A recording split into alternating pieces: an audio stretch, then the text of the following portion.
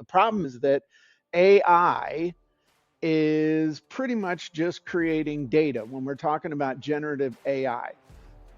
Sales copy, content, social media clips, now video, all that good stuff. I call that data. And data is an acronym for default answers to anything. And default answers to anything is basically just good enough.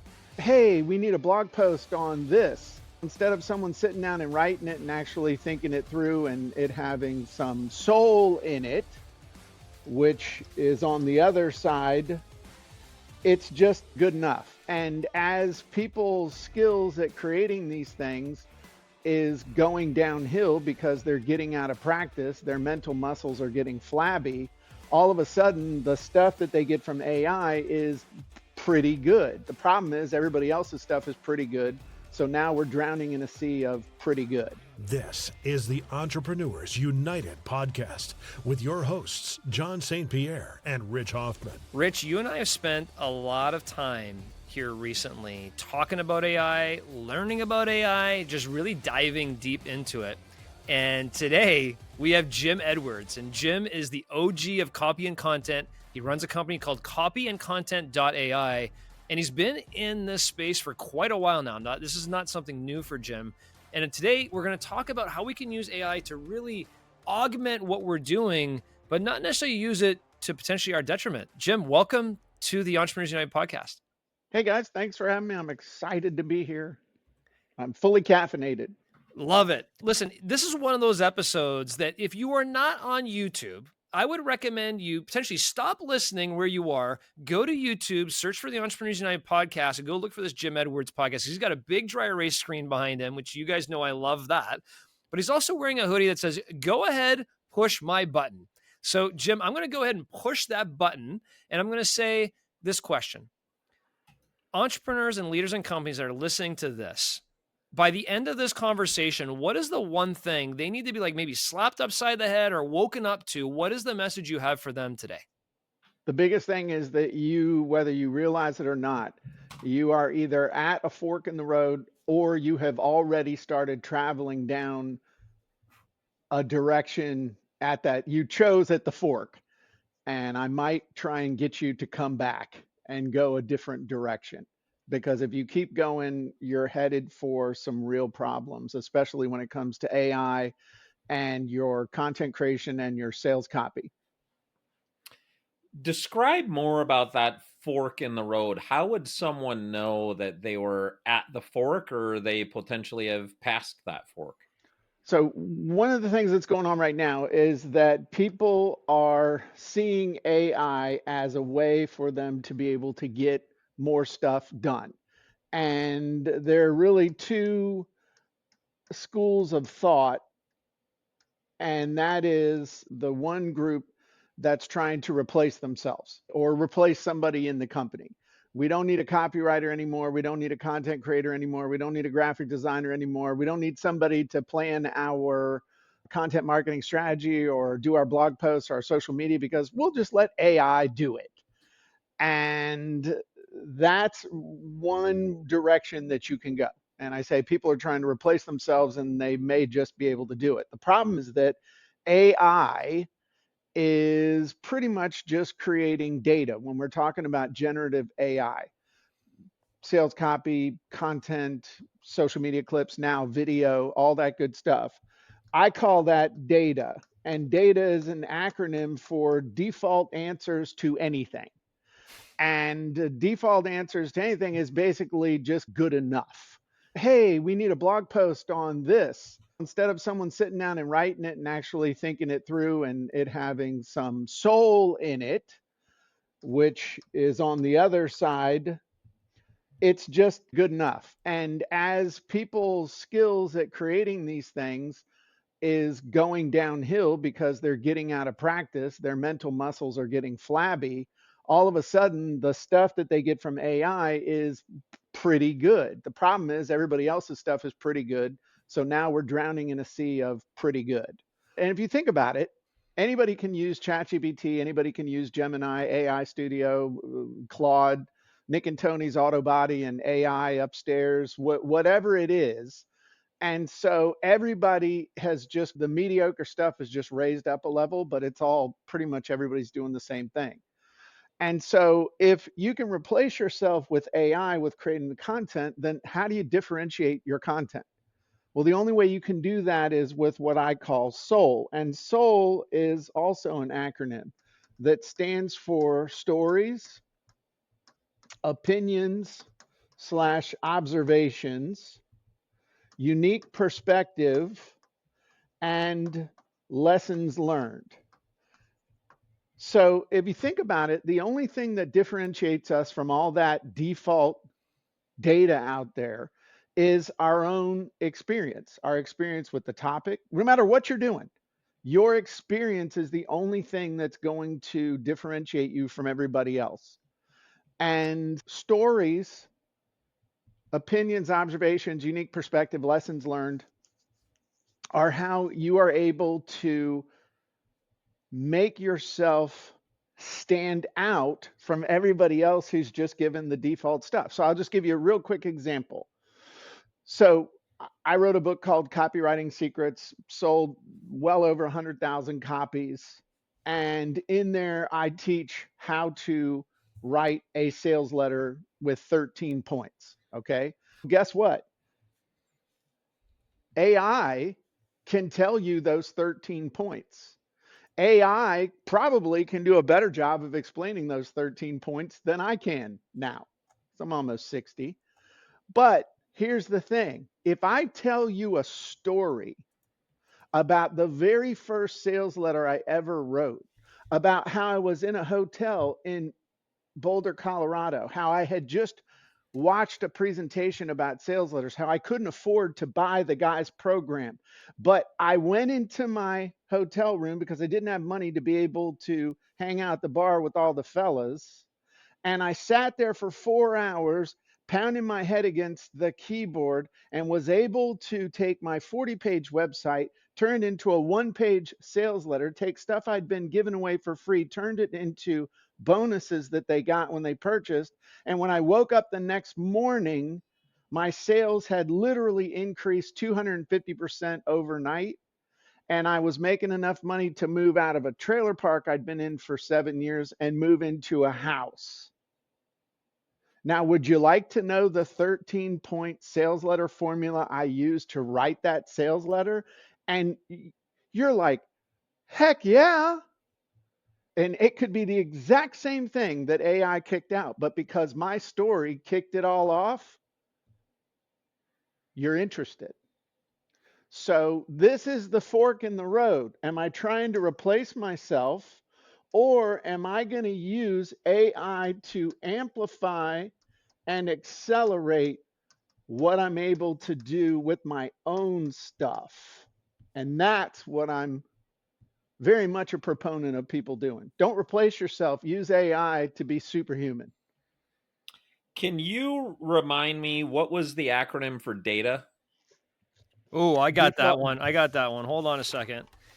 It was default answers to anything. Got it. I'm taking a note here. Which, by the way, makes a lot of sense, Rich. Like, you could ask it, hey, that's why you get a lot of this. Whatever you say is a good idea, right? Yeah, yeah. I've experienced that a lot. We're Yeah. asking something I really want the honest answer, but they're just going to tell me what I want to hear. Yeah. You know, that one of the things I heard you say was this has made mediocre content go up. And it immediately made me think of the other end of that, which you did not say, but I assume you would agree with. It also makes excellent content go down. So the people who are the excellent content writers, if they're replacing themselves with AI, now they're just average. The poor content writers who replace themselves with AI, they're just average. So Right. the risk, if you're really good with writing your content to begin with, the risk is that you do replace yourself with AI and it's not going to be better. It might be easier, but it won't be better. You may be saving yourself time, but you may be wasting the time of the very people who you're trying to attract to your content.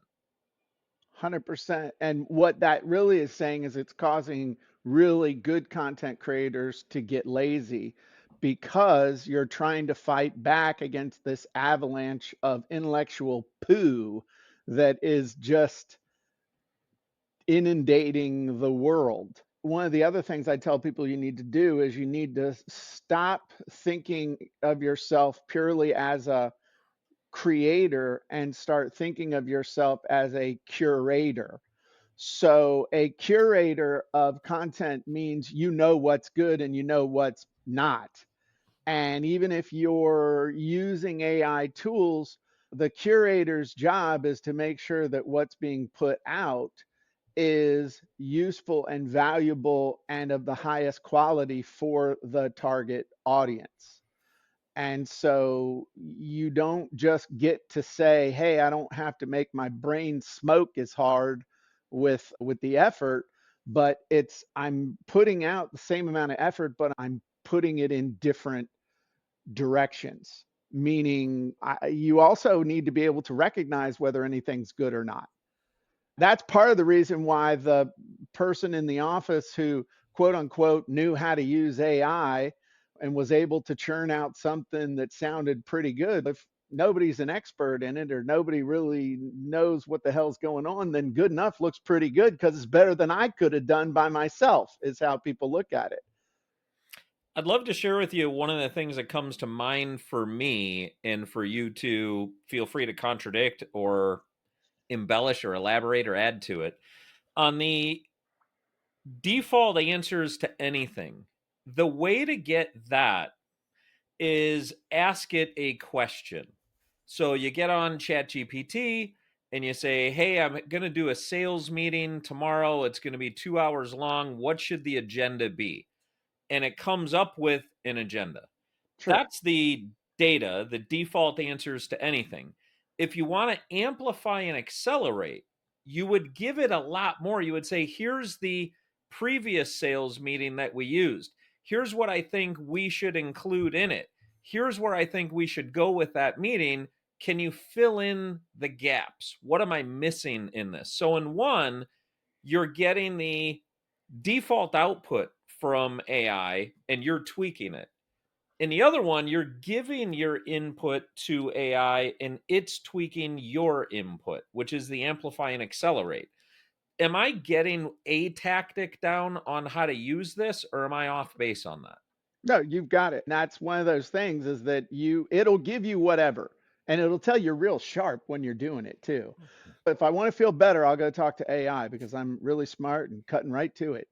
Um, if you can look at it as a collaborative partner, then you're in the right mindset. But if you're not telling it what to do, if you're not telling it what to cover, if you're not giving it very specific instructions on what you want it to do, and you're not giving it the seed, then it's just doing whatever it wants. So, for example, one of the ways that I plan out what we're doing every single month in our training schedule. And we have a very specific thing that we do each month with a master class, 4 workshops, 4 newsletters, a thing. I've got 25 different things we do each month.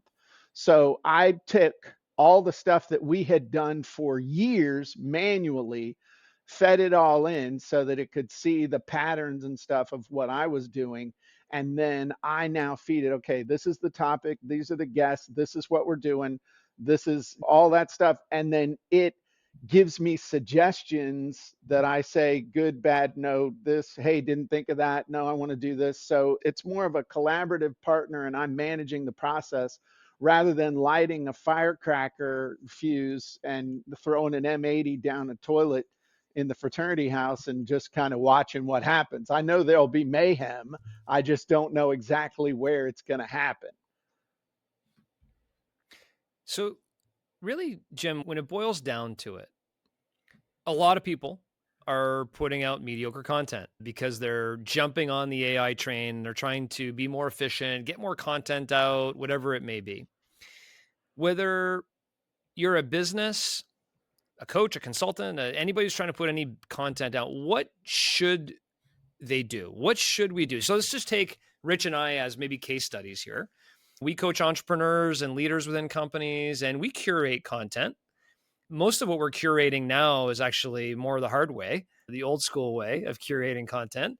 but we desire to put more content out and be more efficient. How can we amplify and accelerate our content versus replace ourselves in the most efficient way possible? What are tools, tricks, tips, anything you would have to say, guys, do it this way, not that way?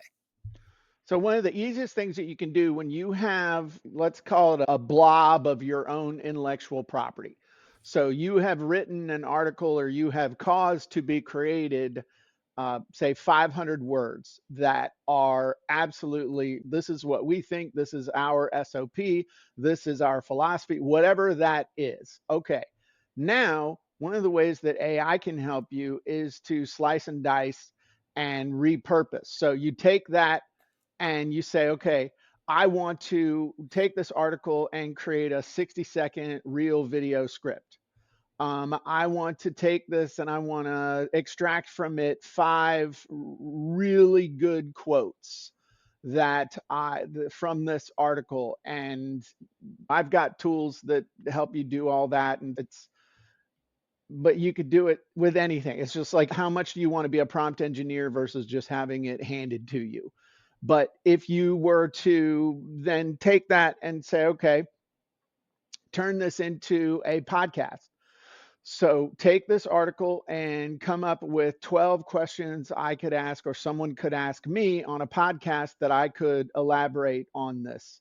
So we've taken that article, we can turn it into a podcast, we can turn it into quote cards, we can turn it into videos, we can turn it into short social media posts. We could even come up with a couple of memes. And then all of those things can interlock, interlink. They can all post or point back to the original article, or they could all point towards some sort of a paid event or workshop that you would do to elaborate on that whole thing. So that's how you take something that's yours and instead of having to cook from scratch, you know where all the ingredients came from and you can turn it into this and this really quickly. That's the smartest way to do it. Okay. So what I heard there was curate and create original content, to which then take that original content and use AI to repurpose it and redistribute it in a bunch of different areas. For example, wrote a book, have a book. This is original content. AI did not write this book. I wrote this book. It has my personal stories, has everything in it. I can take that now and repurpose it to curate now a whole bunch of other content that I know is going to take my stories and my quotes and my things to repurpose it back out. Yes. But I don't want to replace myself by writing the content with AI and not have it have the soul within it, because then it's just mediocre. I'm just putting stuff out into the world that really doesn't impact. Is that maybe a fair characterization of what you just said? Yes, but you can actually, depending on the tools and other stuff that you're doing, you can even take your content and refine it with AI and make it even better. Okay. And that's really what you want to do. But with the case of your book, me personally, I would look at each individual chapter as an opportunity to do what we just talked about. Yep. So I wouldn't look at the book as a whole, but if your book has 12, 13, 14, 15 chapters, that's a year and a half's worth of opportunity there. I always think of everything in like monthly cycles and stuff. There's a lot you can do with Love it. I that. got 30 chapters, so I got a few years of stuff that I really haven't taken that approach though of, I don't know, Rich, if you have or thought about it, of taking one piece of content and really focusing on it for 2 months or a month in a whole bunch of different ways, just that one piece of content. But I guess I'm curious, Jim, what about curating original content with the use of AI? I think what you're saying is, let's just say I'm not a good writer, but I Mhm. have this philosophy, this hypothesis, this whatever that I want to put into a piece of content, an article or something like that. What I think you're saying is come up with the soul of that content and allow AI to help you fill it in to amplify it and make it better. Is that correct?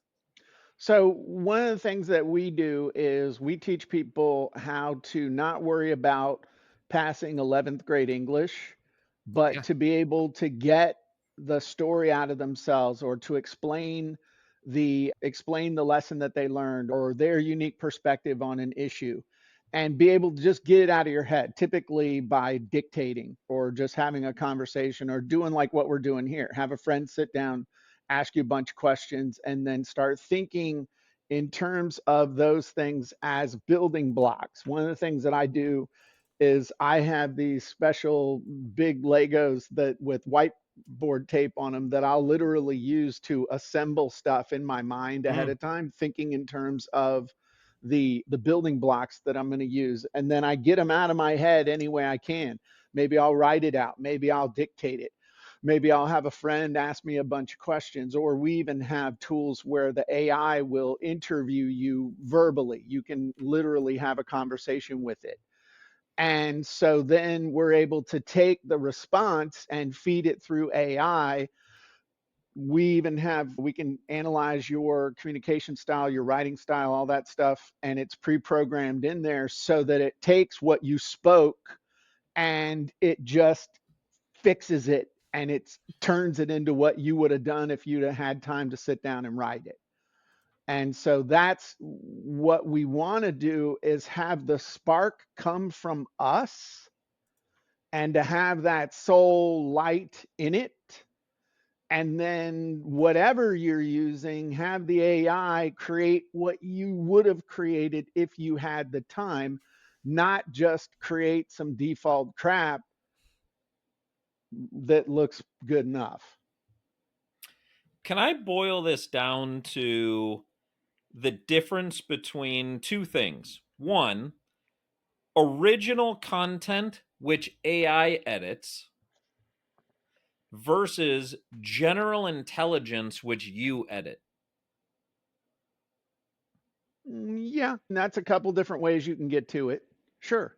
Because I feel like that whole idea of you had original content and then repurposing it, and that just sparked the thought in my mind on, yeah, it's original content that you're looking for AI to edit that original content so that you can put in misspellings and grammar's not correct and you're not having to hit delete to go back to change the I before the E.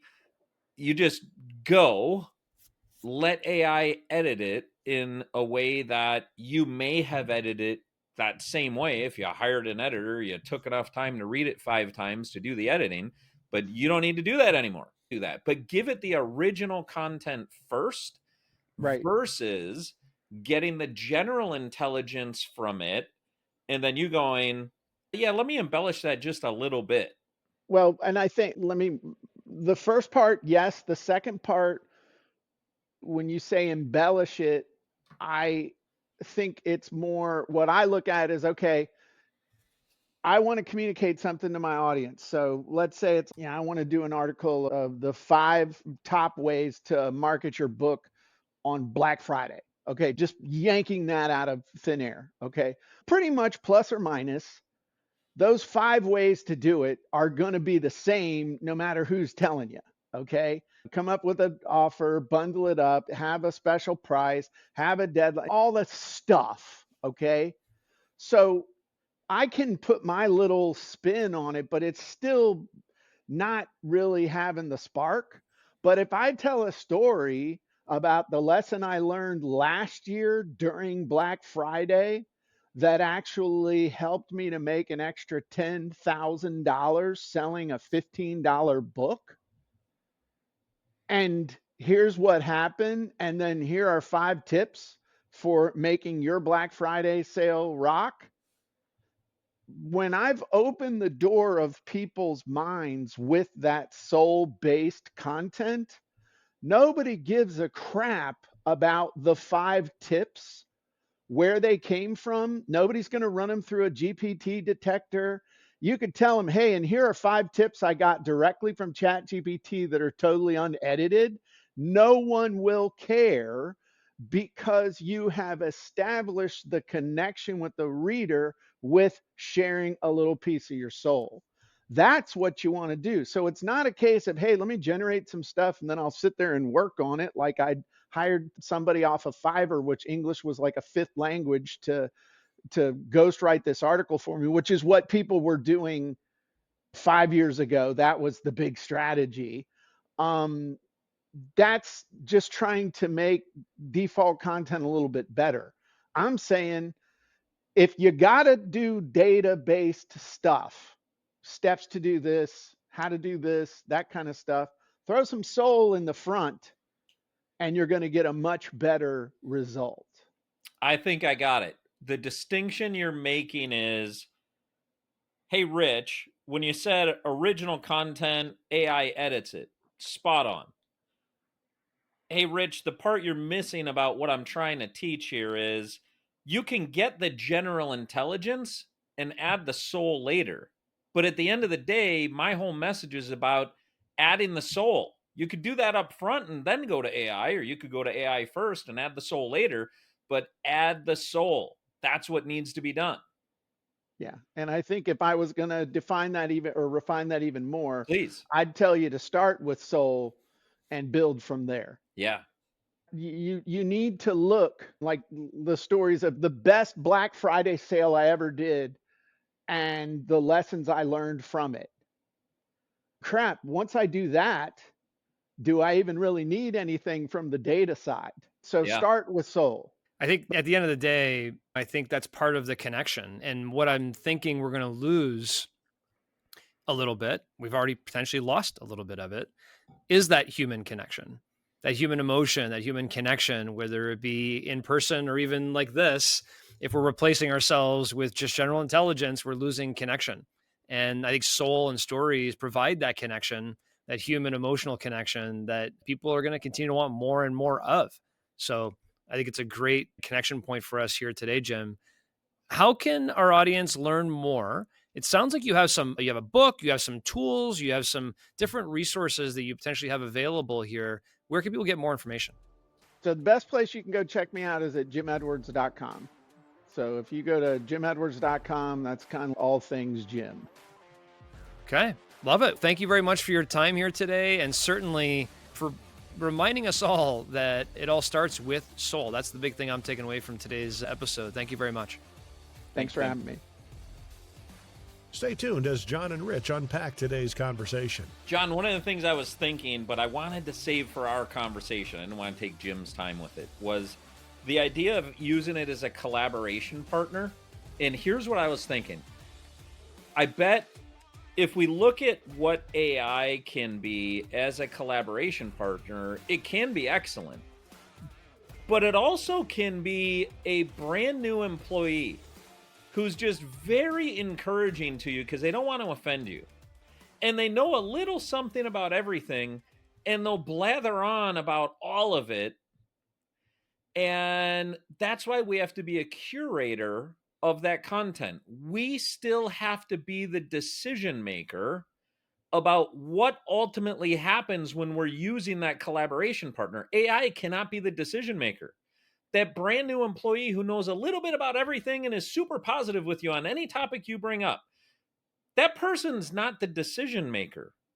You're still the decision maker. And we still have to be the decision makers when we work with AI and not just tune out and use data, to Jim's point.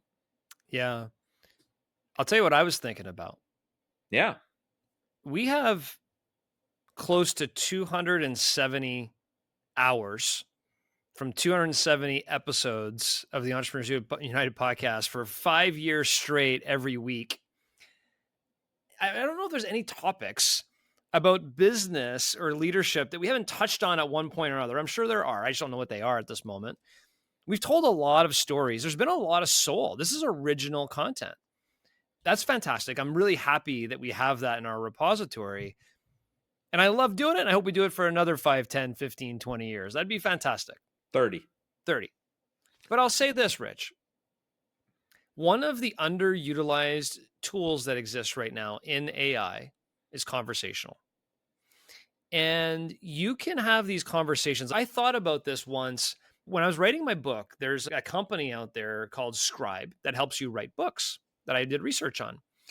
And one of the features they offered was they would have somebody call me for 3 to 4 hours. So 3 to 4 times an hour each, and ask me questions. Tell me about what happened in this situation. Tell me about this. And they would get my original content from me and help me write the format of my book. That can be done right now with AI. I could get on with a voice AI and say, I want you to ask me questions to pull out all of the soul that I have about these stories and these situations. I want to tell it to you and tell you the story so you can help me take my original story and soul and take it forward. So that's what I was thinking about when I was going through this. In my car now, I have a Tesla. They just incorporate Grok into the Tesla. It's kind of like Alexa or Siri, where I can literally just hold down the button. Grok comes on and has a whole bunch of different modes. And I can literally have a conversation for my 3-hour drive, taking original content out to help me curate other content pieces around my soul. So that's what I was thinking about, as opposed to going on to chat and saying, can you please write an article about zero-based budgeting? And it writes an article and I put it out on LinkedIn. To me, that's garbage. Anybody else can go research what zero-based budgeting is.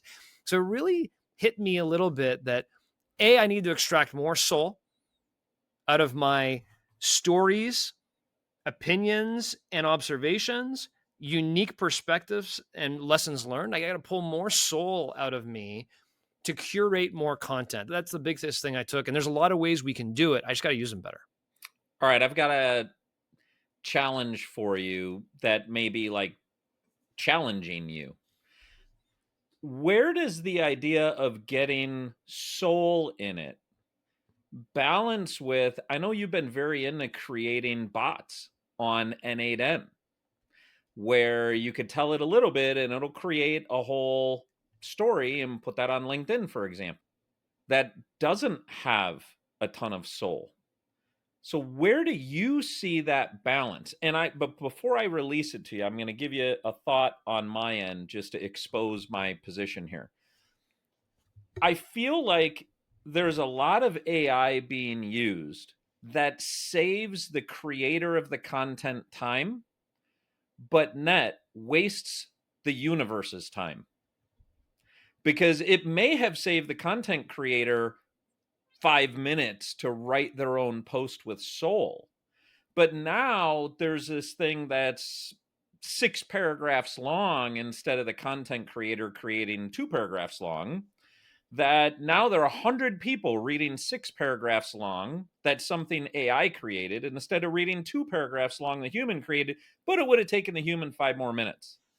So, like, where does this balance come up there? Because there's a lot of junk that is starting to get on LinkedIn that's like, you almost try to identify what was created by AI and not read it. Yeah. I want to respond to that last piece last, but I'm spending hours, not even like per week. I'm spending hours per day right now creating automation and workflows for our businesses. 99% of them are not for curating, creating content for online. They're for making operational efficiencies, doing SOPs people would do manually, automating those so they could do other things, like that kind of stuff. That's 99%. I did create a model that you saw of how do you take a picture and post it to LinkedIn with a post that goes along with it with an N8N process. I don't use it. I'm not curating content today on LinkedIn with that. I did it for purposes of illustration, but what I also did in that was take a picture of a group of 60 entrepreneurs and put it out. That's the soul, really. Yeah. Hey, this is what's going on here. So it wasn't a post about, let me tell you how to do zero-based budgeting. I haven't done that yet. And that's why I think video, which then that's being artificially done too now, but video of us talking about a particular issue or something we've learned, a lesson we've learned, and the story that goes along with it is so powerful today. But I agree 100% that I'm now seeing so much junk, and you can tell immediately it's junk. Yep. And if the it classic, doesn't you have see the the hyphen soul- in there. Who writes with a hyphen? Like, as soon as you see a hyphen, you're like, oh, that's ChatGPT. But you know what? Not only that, though, Rich, is I didn't connect with this until this episode with Jim. But if something doesn't have soul, that's really the indication. Where's the story? What are you trying to tell me? If you're just going to ask ChatGPT what's the best way to do this and post on LinkedIn, that doesn't help me. If I want to go know that, I'll go look for it myself. So I think the world's changing real fast. I think the key is soul. I love what Jim Edwards brought to us today. So much more to go with this, but there's also so much more for us to explore by using AI to help us curate, not create, but curate good content with soul. Can't wait till next week. Yeah, good stuff.